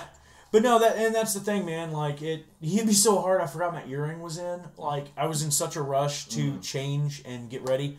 I forgot I had a fucking earring in. And kids at home, don't wear a fucking earring. So he hit me, and he drove the motherfucker into my neck. Oh my god. And like my ear was pinned to my neck for a second. I was like, ah. Yeah. And then I took a gamma punch and died. And then I wrestled Sharpe again, so that was cool. Yeah, that's always fun, right? And I'll wrestle Sharpe any day. Yeah, and then after wrestling Marcus Anthony, that's Sharpe and I went out there and you survived the black and the black Kraken. Yeah, the black Kraken, Marcus Anthony. You know what?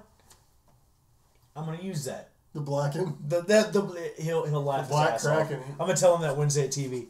But no, Marcus. After I wrestled Marcus, Sharpe came back and he had a match with David Banyan, another referee. They had a tuxedo match. Somebody after the match was over just happened to run out in the ring and hit Sharpe in the throat with a lead pipe and I wonder who that was. Pull the mask off and oh no, but he was probably a suave motherfucker that knew what he was doing. He was a suave, debonair looking motherfucker. Tuxedo mask. Tuxedo mask. Sure, let's Tuxedo go with Ash. That's what it sounded like right now. And he got laid out with a fucking pipe, and the next thing you know, we're off and running with Ashcraft Sharpe Chapter 3. Hopefully the final chapter. And you're running pipe into bitches the entire time. And one F-Sync later. And 3-0. What? You don't know what an F-Sync is? Nah, you're going to have Explain what the F-Sync is. Is that the move that you were talking about? I don't even know what the F-Sync is. Brother, you say you're a Kevin Steen fan. What the fuck? Oh, yes. That old shit. Hold on. Kevin Steen would hit the F5, but he's from Canada, so he called it the F-Sync instead. Oh, God. Yeah, there you go. So one F-Sync later. Yeah.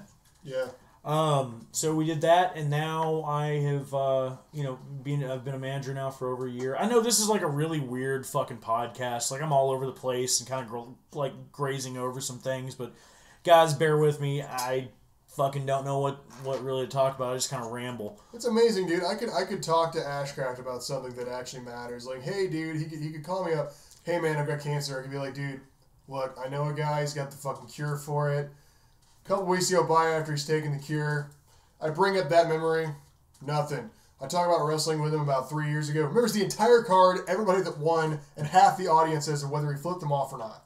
I probably flipped them all off. Probably, but he can remember that shit, but he can't remember me giving him the fucking cure for cancer. Okay, that's this motherfucker. If there is one person that I would single out at Ohio Valley Wrestling as a historian, outside of Danny Davis, it would be Mr. Ashcraft. No, thank you. That's the thing, like... You take your job seriously. You study your fucking craft. I've seen his house, and you know what his house is? You walk in, it's wrestling shit. You walk into the fucking bathroom, there's shit that looks like it's wrestling. That's how much wrestling is in this motherfucker's life. You go to the fucking... So you're telling me he's got two turds wrestling each other? Yeah, one superplexes the other one off the top of the bowl. And I was about to fucking say that's amazing because I saw that shit. Man. Whoa. Them shits. Man. Them shits. You go into his fucking kitchen. He's got Dorito bags pinned up against fucking Fritos trying to get the 1, 2, 3. But oh my god, out of nowhere, Mike Sells comes in and steals the fucking show.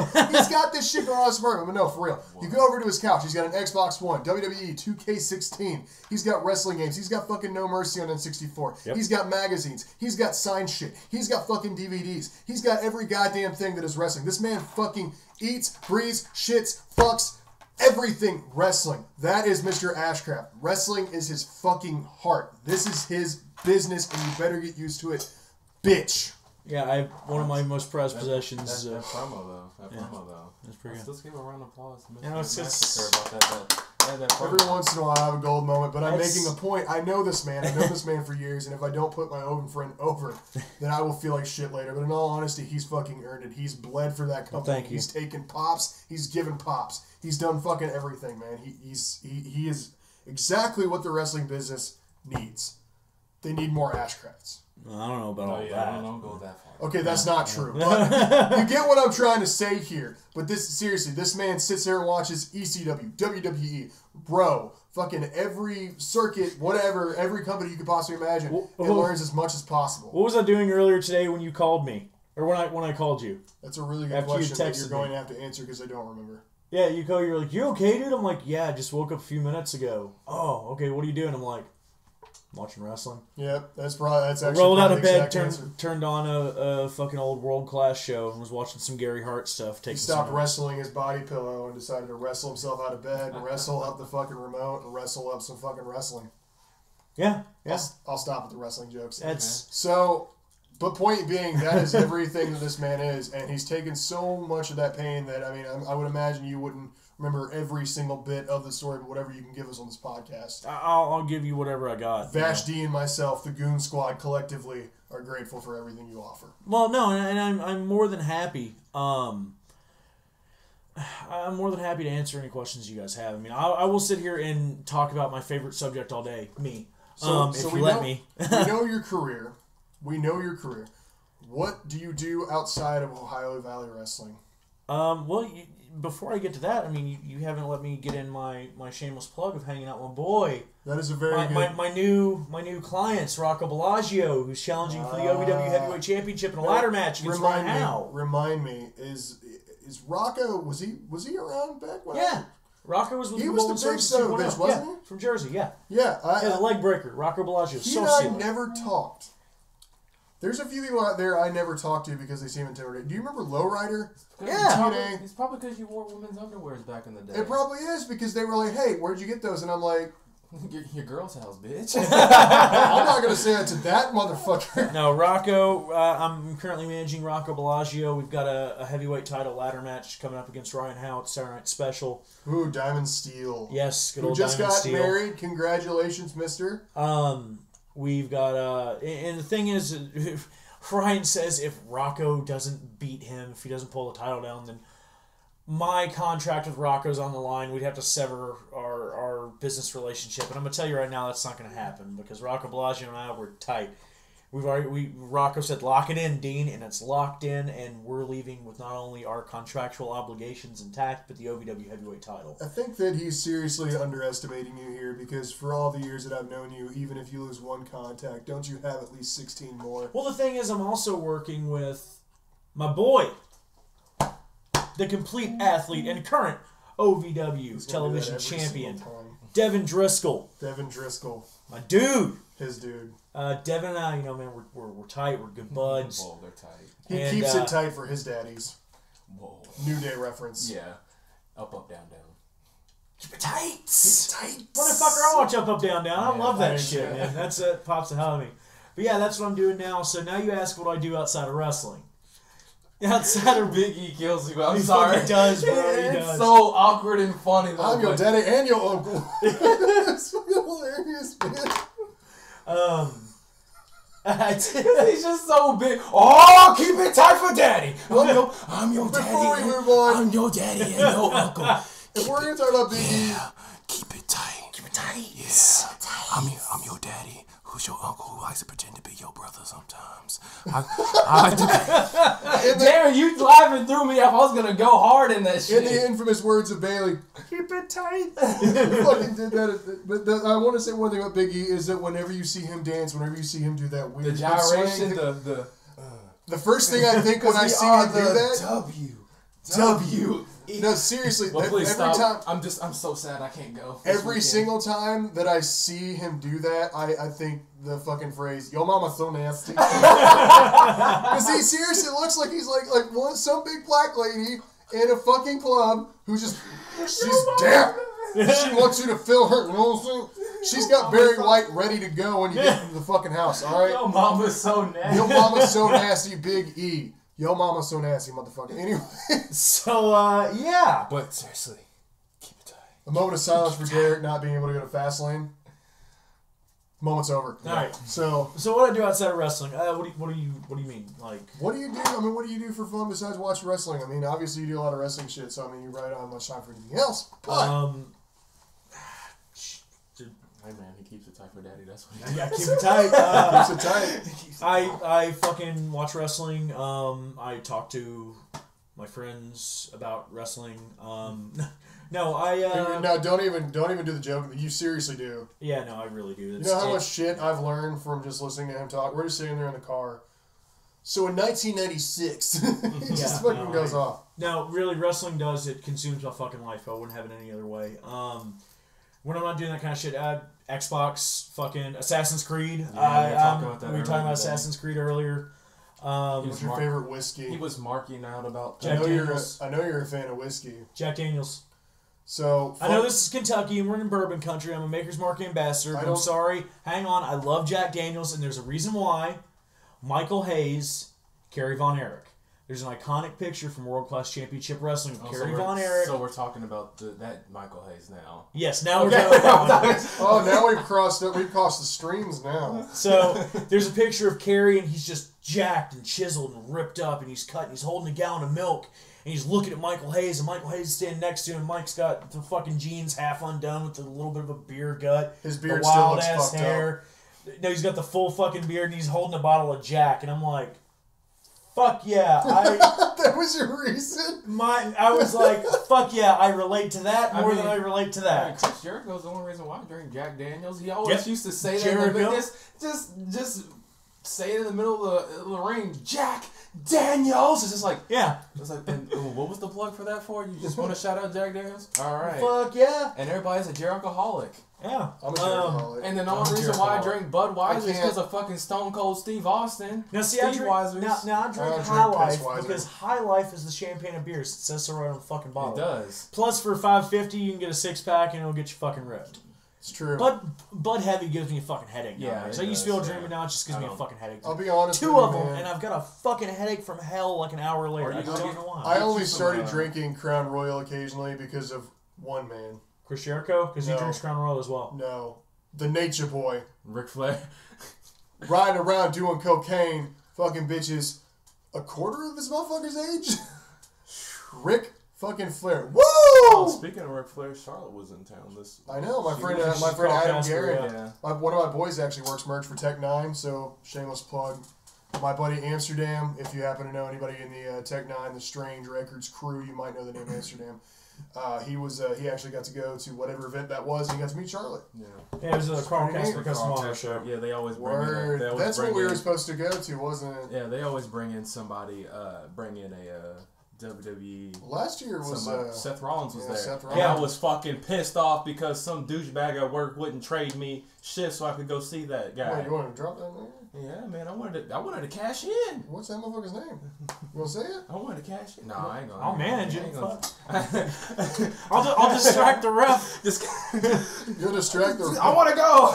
But no, It'd be hilarious if you were the ref and you distracted the ref. Yeah, no shit, right? The ref is distracting himself. He seems to have a mirror app on his phone. He's not really doing this.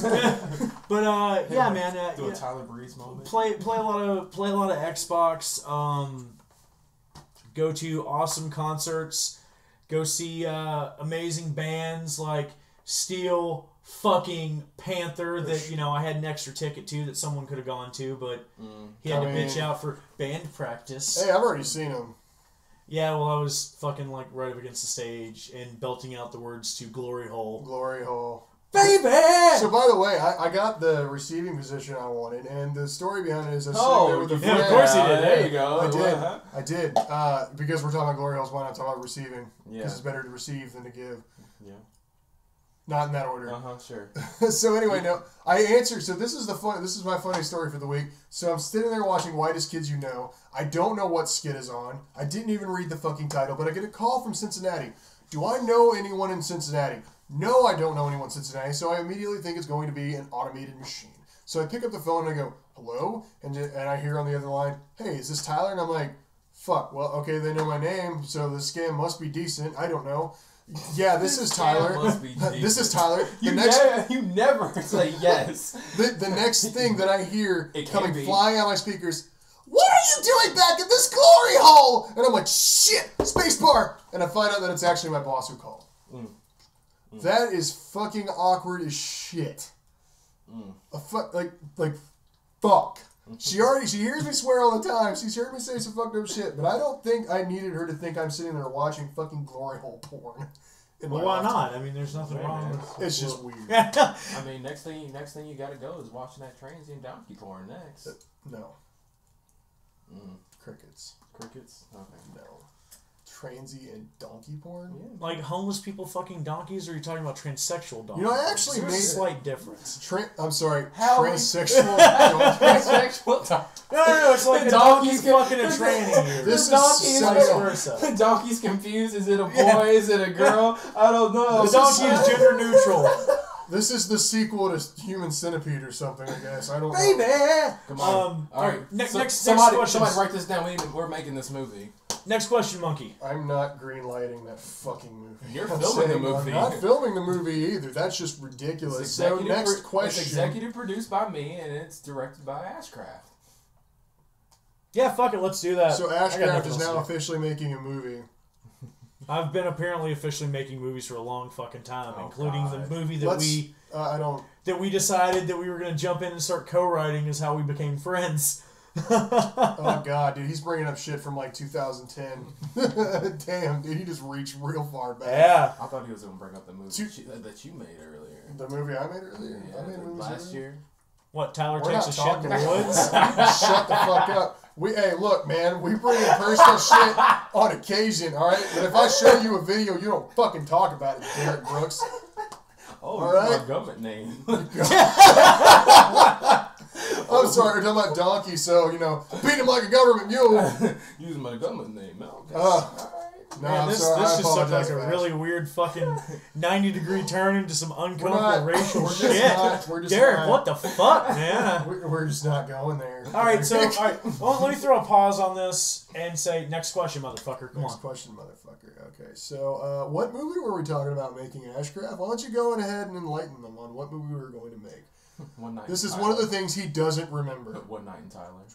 It was very similar to that. Santa was a coke-dealing cokehead running a child slavery ring. We got you with that. Do you want to hear the rest of it? Yes. Okay, so Prancer and Vancer, hold on. Vixen. You always fuck that up. Prancer and Vixen hijacked Rudolph because they were tired of his shit and him always being the golden boy. So they took him to some place, tied him up, put a fucking gag in, whatever, and they were going to leave him there until Christmas was over, so they got their fucking, they got their golden moment. They fucked up and killed Rudolph. And now they got to hide it from Father Claus. And this is a movie that essentially got partially written on Facebook status for Jason Saint. And Saint gets on, he's like, what the fuck are you idiots doing? And we've already did friend requests and we're sending the fucking script ideas back and forth. I got a request from Josh Ashcraft, Jason Bitzagayo, or however you say his name. I got like 3 friend requests from that shit, and all of a sudden we're all making a movie. Yeah, it was fucked up, but I was okay with it. All the stupid ideas that Saint and I have passed back and forth on movie ideas. That's the one he says, well, that's weird. That's the fucking one. That had me hooked right there. I'm ready to see more now. I'm not going to say it's not going to happen, because if I say it's not going to happen, then I'd be lying. It may or may not. Lie to the people. The meth addicts strung out fucking elves. Let me just turn here real quick. I don't owe anything to you sons of bitches. All right, Devon Dudley. Not Devon. Testify! Bubble Ray, sorry. I made you black for a minute. Microphone. Well, the audience needs to know that but we are no longer giving them tables when they ask for it. Well, that's all well and good. How the there's an audience member out there somewhere with a woman that taught her daughter how to suck dick. Why are you bringing up the fucking Because V-Wave that is one promo of that my I showed you? I actually saw it before you showed me, but I did not see all of it. So I'm actually grateful that you showed me that because I just showed that to my roommate. My roommate is not a wrestling fan. She only got into it because I watch it. But she fucking loves. We'll talk about that in a minute because I love those too. But she fucking loves Roman Reigns. But she didn't know much about the Dudleys besides the fact they break tables. That's all she fucking knew. So I showed her the Heatwave promo from '99, correct? Mm-hmm. 98. He went 98. And she lost her shit. At first she was like, why would people pay to get insulted? I'm like, are you not understanding this is essentially the Jerry Springer of wrestling? You pay to get beer thrown in your face and called a fucking fat cunt. That's what you fucking pay for in ECW, besides all the ridiculous fucking retarded balls out violence. And then Bubba Ray say that Devon's gonna go home and fuck your mother tonight. Or the best, you're gonna be taking 8 inches of black dick! And she, after about 10 minutes of watching this, she finally just smiles and goes, "This is awesome." And I was like, "Yeah, it is." You bet your ass it is. Hell yeah. Next question. Next question. That is a very good question. Derek, you got any questions? Let's see. Because we had some questions earlier that we were just kind of we're kind of drawing a blank on right now. But we should have wrote them shits down. We talked about Kevin Steen. Yeah. We talked about your career. Yeah. There is one question I can think of that we do need to ask. Go ahead. No. You had a question. I was like, what do you think about your boy Owens now in the WWE? What do you think? That's a good question. I mean, you've worked with a lot of famous people. What do you think of what they're doing now compared to what they were doing back then? I mean, here's the thing. I got to be around those people. You know, I got to be in the locker room with, and at least on a couple of occasions, because I did the ROH show in Milwaukee, which was the worst fucking ring setup ever. Jesus, that sucked. 4 flights of fucking stairs to a ballroom that was like fucking everything's at an angle, like slanted down. It's fucking terrible. We're carrying shit like one piece at a time up these stairs, being so nice and polite and trying to not tear anything up, and we set it up, and then after it's all said and done, we've been there for like 9.5 fucking hours, and we still have to drive back to Louisville from Milwaukee because we have a show the next day, and Silvio is in charge of the fucking teardown. He's like, fuck it, go, just get the fucking shit loaded, let's get out of here. You know, I got to... Everyone that I met was very polite. Delirious was awesome. You know, Kevin Steen was very polite. Jimmy Jacobs was awesome. Steve Corino was fucking cool as shit. Truth Martini, you know, all those fucking guys. I'm happy to see anyone make it and start making money, because the thing is, and this is, he's actually taken the ball and got. He really He's NXT champion, two-time Intercontinental champion. Intercontinental. You know, here's the way that I look at things. If somebody can make it, if someone can do something they love and go and make money doing wrestling, I'm completely ecstatic for them, because now not only are they being able to provide for their families and be at any company anywhere, that now opens up a spot for the next guy who's hungry, who wants to do it, who wants to take it, and they're able to climb the ladder. And that leaves yet another spot open for somebody else, somebody like me. So let's say Steen goes to WWE, now that heel spot's vacant, and fucking Tyler's going to come in and take that spot. Well, the spot that he had that was prepping him for his next step is now open. Well, now I can step up and take that spot and be one step closer to doing something else. It's just, I'm very, very happy for all of them. Anybody that's up there making money right now, fuck, man, more power to you. Do whatever you can, get as much time in as you can, make as much money as you can. Another question I have: what do you think about Daniel Bryan having to retire? What are your feelings on that? Thoughts?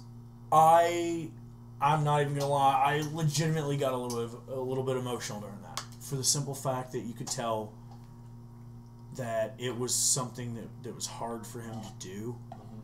And it was him having to walk away from something he spent the better part of his life doing. And for someone as talented as he was, to have that have to happen to him and leave that early. You know, I don't get wrapped up emotionally and stuff, especially in wrestling, because you really can't. It's hard to. It's very difficult. You think everything's a work. You think everything's fucking work, but it's true. You know, shit like Edge's retirement, stuff like Danielson's fucking retirement. I was waiting for him to be like, you know. Yeah. Cut the bullshit. I'm fighting Undertaker at WrestleMania. Yeah, exactly. Oh god, right? mic drop. Like, yeah, I was waiting for it. But it's one of those things where I was like, you know, seeing him go out there and get that reaction, and just the raw emotion, and telling that you could tell that he was going from the heart. That you know, that was what it was, and it was sad, man. It was really sad.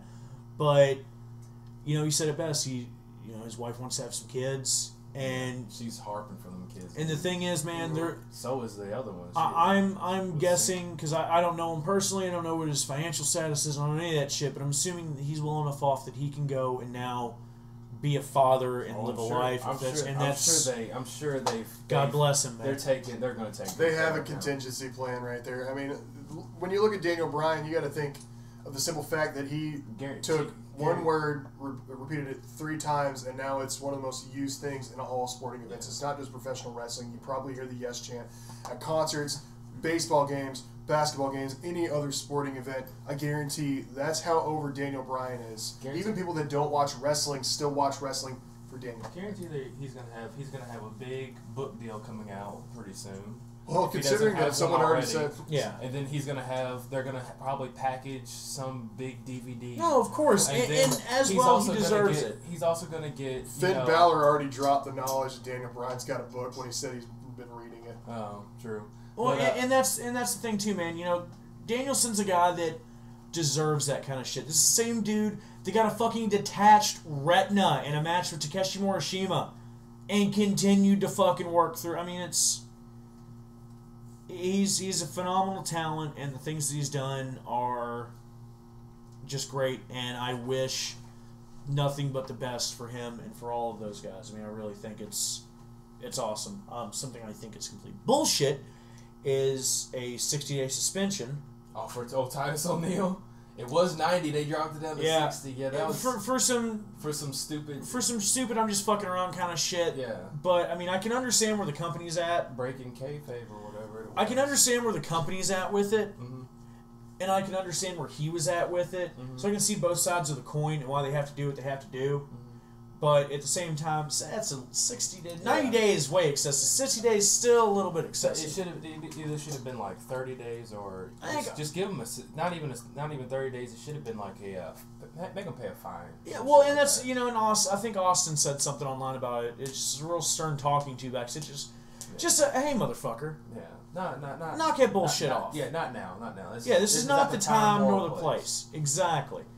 But yeah, so that's that. Last question I have for you. Sure, of course. And please ask whatever. The Bullet Club. As I'm sitting in my new Bullet Club T-shirt I got from protees.com. ProWrestlingTees.com/big-LG. Yeah. All the way from Japan.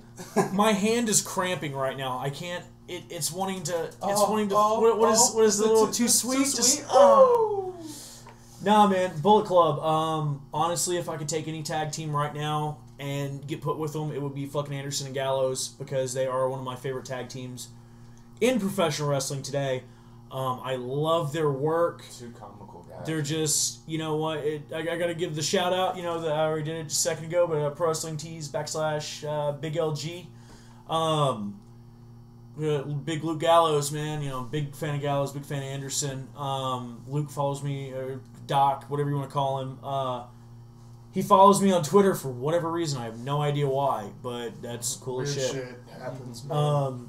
Yeah, I guess he just accidentally hit it. I don't know, but I love. That's what happened with me and his from the moat. That was such a weird. I love their work. I think the Bullet Club really revolutionized a lot of. I think they re-revolutionized. Yeah, a lot of shit, because people are like, oh, well, you're just going out there and you're ripping off this and you're ripping off that, and they're a mold of DX and NWO, but they are a group of guys that went to a foreign country and banded together, and they became the shit. Well, and that's the thing, the original Bullet brought together by I guess you could say he was a foreigner too because they're in Japan. But Who, Devitt? Yeah.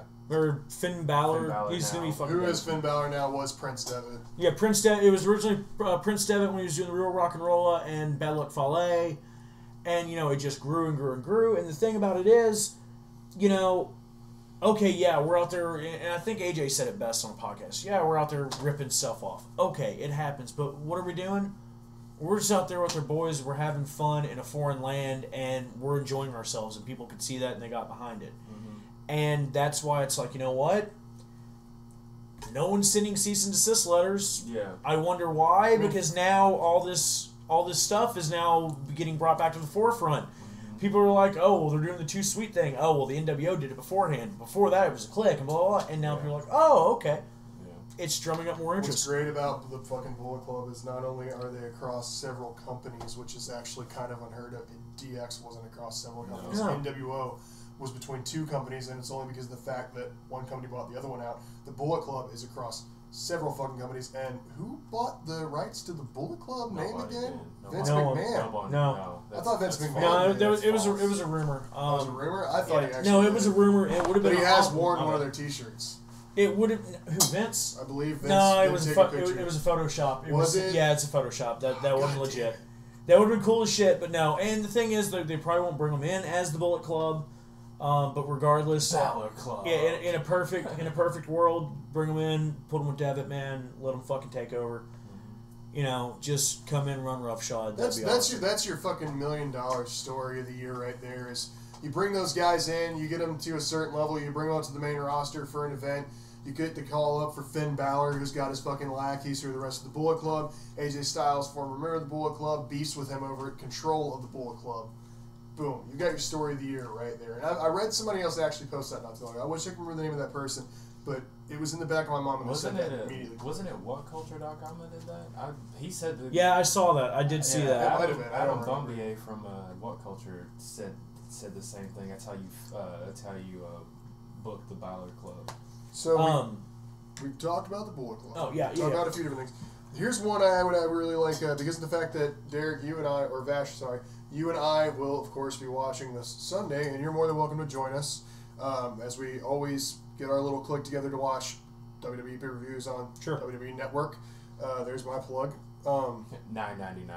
$9.99 for only $9.99. Hey man, Vince. For an undisclosed price. Anybody from WWE hear this? Hook a brother up. Give me free network, dog. See, we're putting you over with people that already know your name. Free network, dog. Just fucking hook us up. Anyway, so I want to read off the title card. I actually want to hear your thoughts because you've been working in this industry for years. Vash D and myself, we've been watching wrestling for years, but we don't know half as much as you do. So I want your insight. I don't know shit, dude. I've been around, I've been around a half a decade now, and I still don't know shit. Hey man, we're just a bunch of smart marks over here, man. The thing is, when you think you know everything, you not smart mark, you're strong mark. Dude, that's what we should. Yeah, smart mark. Fucking CM Punk. Strong mark. No, you're strong mark. That is a topic that I actually he needs to get. Hopefully he gets better, man. I don't know. Yeah, man, I'm really excited to watch Punk fight, and people got pissed. Henry. Oh, you're talking about? I was talking about But Punk also. I hope Mark Henry pulls like he's a little. Yeah, Mark Henry's awesome, man. Yeah, but he was always very, very cool to me. He got fucked up during that match with Big E. Somebody was saying that back to the CM Punk thing that it's all a work for CM Punk just to fuck over Dana White. He's pulled out of 3 fights so far already, so it's just like whatever, man. Yeah. Hey, you know what? I mean, you can't go. It's not smart for him to go in broken fighting.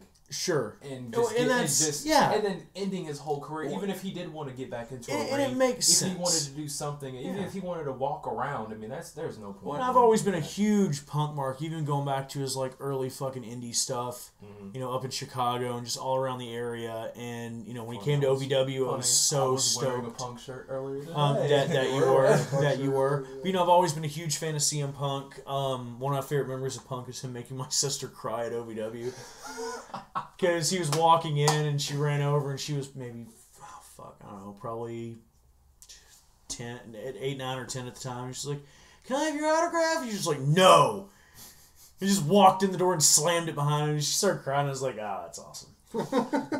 And the big brother side of me was like, "What a dick." And the Mark and he's like, fuck yeah. I wish he'd slam the door in my face. Yeah. So go ahead. All right, so we're God, I'm doing my best to actually hold this in right now because I've had this argument about CM Punk in my head for a while. Like, I don't want to unleash on the podcast, but it might be a little dangerous. What are you going to bitch about? It's not necessarily bitching about. Oh, I guess you could see it that way. It's the fact that there's still CM Punk chants going on in the WWE now, and what's driving me crazy about Punk getting chants now is the fact that he's not in the fucking company, and everybody's chanting their name because about half of the crowd wants him, or most of the crowd. That's the same way they did with Daniel Bryan. Daniel Bryan was nowhere to be seen. Yeah, with the whole Daniel Bryan, that's another thing. Is when Daniel Bryan left, when last year when he pretty much announced that he wasn't going to be wrestling again. It wasn't certain, whatever, it was all still kind of left, in the abyss. They didn't completely go out and say, hey, he's not wrestling anymore. I was already at peace with Daniel Bryan never wrestling again because, A, I was concerned for his health because I actually cared for Daniel Bryan. I don't know him personally, but from everything that I could see, everything that I respected about him made me worry about his health, made me concerned about everything going on with Daniel Bryan. So I was already okay with the fact that Daniel Bryan is no longer going to be wrestling. It's perfectly fine with me, whatever. I'm at ease with that. So when this whole thing happened, I'm like, all you motherfuckers, you should not be surprised. This is a celebration of his career and everything. I'm really glad that you guys are, chanting yes, but everybody getting emotional. I get it.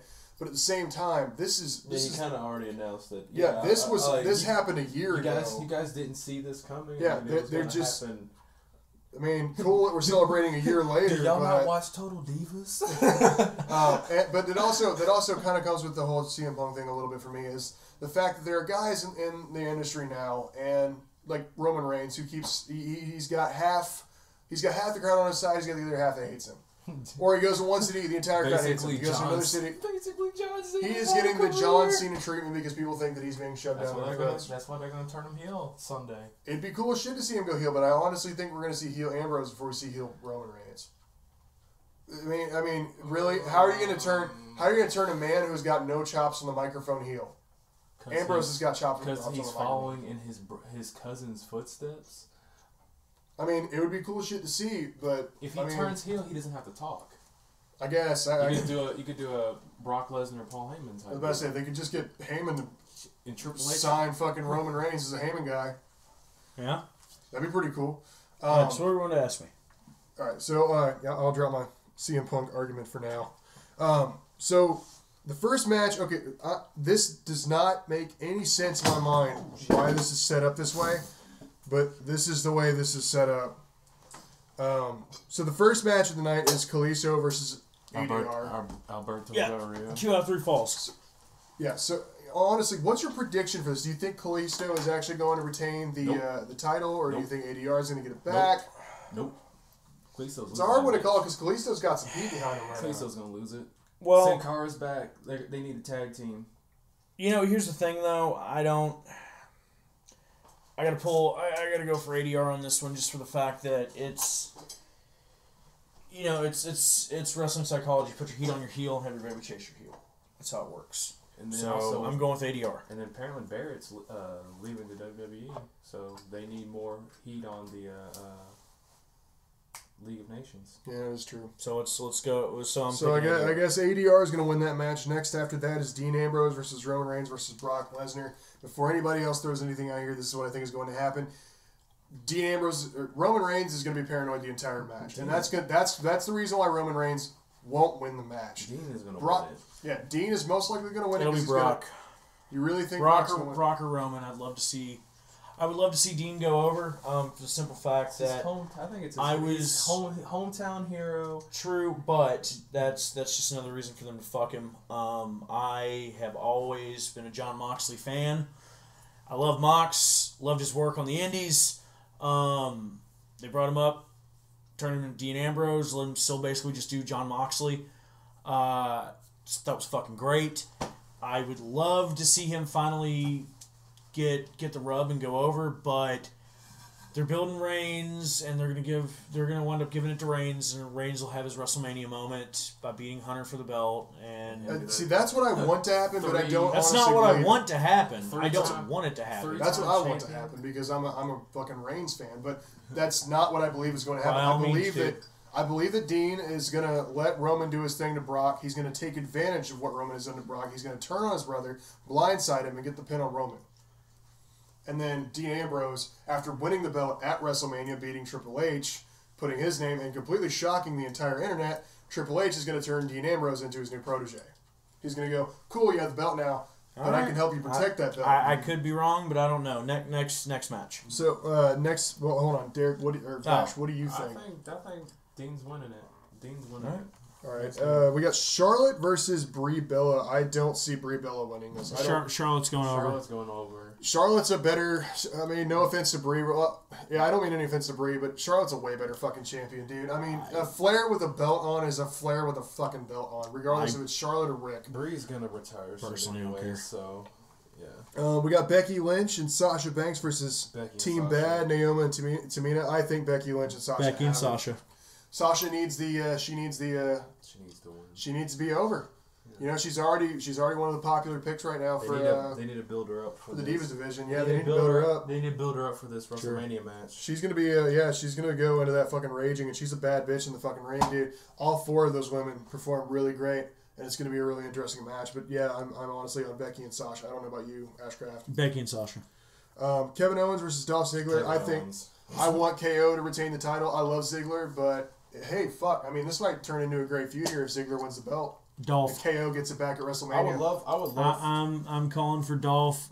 He's won the last 3 matches. Not because I'm trying to pick against or anything, but he's an OVW guy. You know. Yeah. I love Steen's work. I love Owen's work, but it's cool. It would be cool if you could sue Dolph out of the belt. Give Dolph the belt. And have them fucking feud over it and have their big Mania deal. With him and Owens? Yeah. That's what I'm basically saying. I think Owens would win it back at WrestleMania to put Owens over because Ziggler's had his WrestleMania moment. Sure. Next after that, you got Ryback, Big Show, and Kane versus the Wyatt family. Go Wyatt family. Fuck. I'm sorry. Ryback has gotten more impressive as the time has gone on. He was an OVW guy too, actually. Yep, former OVW heavyweight Show champion. was there and Kane was there too for development reasons. Yep. And I don't know about the Wyatts. But I'm saying the Wyatts are going to win. Wyatts. There's no doubt in my mind. Although I think Eric Rowan's going to get tossed around like a little bitch, like always. It's pissing me off that he's fucking bottom bitch. He's the jobber of the group, but god damn it, he's actually talented, dude. We saw him fucking fight live. We saw him go toe-to-toe with Big Show, and he was impressive. Mm-hmm. But whatever. Whatever. I'm just getting angry for no reason. It's wrestling. AJ Styles versus Chris Jericho apparently is the headlining match, which I'm kind of confused about. It's not the headline. What do you mean it's the headline? See, here's the way they did it on Wikipedia, and I went to this source just because it was the easiest. They just put it in. I don't know why they do that. They just put them in just random areas. This is supposed to be fucking legit. The main event, it's not legit. The but, main event match would be the triple threat match. AJ. I want AJ to win. AJ will get it because the WWE universe is over as fuck on AJ, and the other thing is Chris doesn't get anything off the win. No.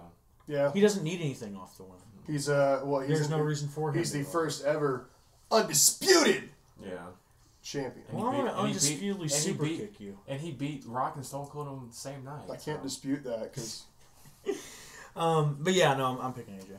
Okay. So we've talked about the paper. AJ. Okay. Yeah. I think we're all in agreement. AJ is gonna fucking win that match. Yes. So the last question that I have for you for this podcast today. Sure. What does the future look like for Josh Ashcraft? We got movie deals. We got book deals. We got fucking more shit on the indy circuit. What's going on? What do you have planned? What's going on? Tell us. I heard he's selling out his own personalized condoms out. Yeah. Signature brand condoms. It's called the empty bag. I start working for RWA out of West Newton, Pennsylvania, starting on February 27th of this month. So I'll be up there once a month. Brown paper bag special. I've got possibly have some stuff lined up in Tennessee. WrestleMania week. Bottle of Kentucky I Gentleman. will be Chuck Taylor. Chuck Taylor? What are you talking about? Look up the Kentucky Gentleman Chuck Taylor if you get a chance. I love that guy's work. PWG and Evolve and Dragon Gate and a bunch of places. I was just saying, a bottle of Kentucky Gentleman, a brown paper bag, and a condom is the Ashcraft special. Sure, let's go with that. WrestleMania week, I will be in Dallas-Fort Worth area for the NWA Parade of Champions on March 31st. That sounds like fun. I am managing Devin Driscoll versus Tim Storm live on pay-per-view for the NWA North American Heavyweight Championship. You just said Devin Driscoll without doing the... Because he's my boy. Devin Driscoll. See, that's what I was expecting. We will also be there for WrestleCon that weekend. Yeah, WrestleCon always happens at that time. Yep. About that. We got to get in on this fucking action. So I'll be for there. I've got some Northeastern dates tentatively booked up. I've had some talks with somebody about possibly taking a trip down to Mexico. I've had some talks with someone about possibly doing 2 months in England next year. That would be fun. If there is anyone from Japan listening, please, for the love of God, book me. Book me in Japan. Japan is my dream. That is where I want to go. That is where I want to work before I die. Japan is number 1. Canada is number 2. England is number 3. Mexico is number 4. Not in any particular order, but Canada is number 1. Japan is number 1. Canada is a close second because those are the 2 places where wrestling is still wrestling. Maple syrup, goddammit. That's kind of what I've got going on. Gravy on fries. If you're looking to book me, if I've got the open date and the money is right, you can reach me at bookashcraft, all one word, at gmail.com. You can hit me up on Twitter at Josh Ashcraft. You can find me on Facebook. I have a Facebook fan page. If you look me up and I don't accept you on my personal page, I'll redirect you to my fan page. I'm going to slowly but surely start cleaning out my personal page.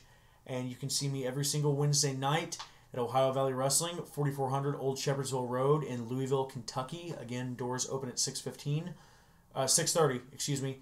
Bell time is 7:15. Tickets are $7 at the door. You can watch OVW either on your local provider here in the Louisville area on Ion 21.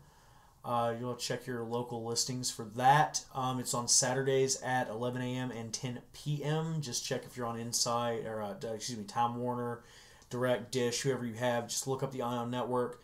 If you can't get us, you can always go to ovwrestling.com.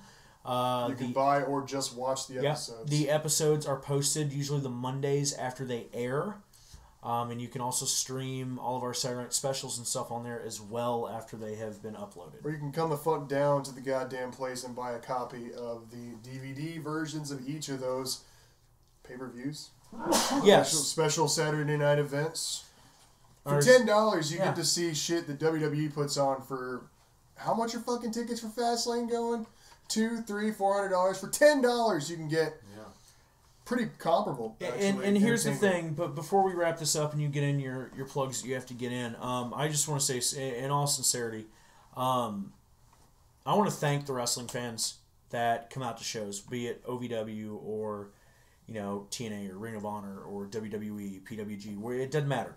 Wherever you're at, go out and support your local indie promotion. If you live in the middle of Montana and you're in the middle of nowhere, but there's a company that runs, out of a high school gym, go fucking support it. They might have, might not have the flashiest ring or the greatest entrance setup, but, you people coming out and supporting us and putting down your money to buy a ticket is what allows us to go out and live our dream. And whether you love us or you hate us or you love me or you hate me, from the bottom of my heart, I thank each and every one of you that have ever come out to a show to see me or to see somebody else, and I just happen to be on that show, because without you guys, we wouldn't have anything. So this is the only time you're actually going to hear me being somewhat polite when I say it's from the bottom of my heart. Thank each and every one of you. Go out, support local wrestling, support indie wrestling, support everybody, because the more fans that come out and the more money that gets brought into the business, the longer that we can do this kind of stuff. So thanks, guys. And that is the Goon Squad exclusive right there, hearing Mr. Josh Ashcraft say that to you guys, and that's awesome. I appreciate you saying that, because I am a wrestling fan, and I appreciate everything that you do. Now, of course, he's right. He's already called me out on it, and I might as well just go for it. We've got a couple of shameless plugs that we need to make real quick. I'm going to go ahead and say it. The Alley Theater, we recently did a interview with Mr. Joey Arena, also known as Joey the Squid. Pretty funny interview. You can check that out, of course, on our YouTube page. This interview is probably going to be split up into several different parts. But yeah, check out that podcast where we talk a little bit about the play, mostly about his career, but we do mention a few things. But that show for William Shakespeare's Star Wars... It's already started. It's already started. It started February 18th, so 2 days ago. Yesterday. It started yesterday. Actually, no, today is actually the 20th. Well, now it's the 20th, but it's now the 20th. The 19th is where... Yeah, so it essentially started this weekend, and it's running until March 12th. So if you get a chance, please go out and see it. If you want to go see it next weekend, Mr. Vash D and myself will be found in the crowd, chilling, enjoying ourselves some Star Wars puns and fun. Yes, come chill with your boys. With your bitch ass. I've also got... Pancake eating ass motherfucker. I've also got a movie that I'm going to go ahead and mention now because I need to get the heat on a certain person, but... We do have a movie called Something Strange. We're trying to drop it this year. I'll have more details. Santa's Taint? Yeah. Mm-hmm. That's that I'm movie. sorry. What was that? Santa's Taint? Santa's Taint. Oh, that movie will eventually come out. That'll be... you'll have to find that at your local fucking Cirillas. But anyway, no, I have a movie called Something Strange coming out. I've got to get on our production team about getting it out. But Also, I will give you guys information about that when it Tyler's happens. coming out, too. That is never fucking coming out. Let go of that goddamn thing. I should never showed you that.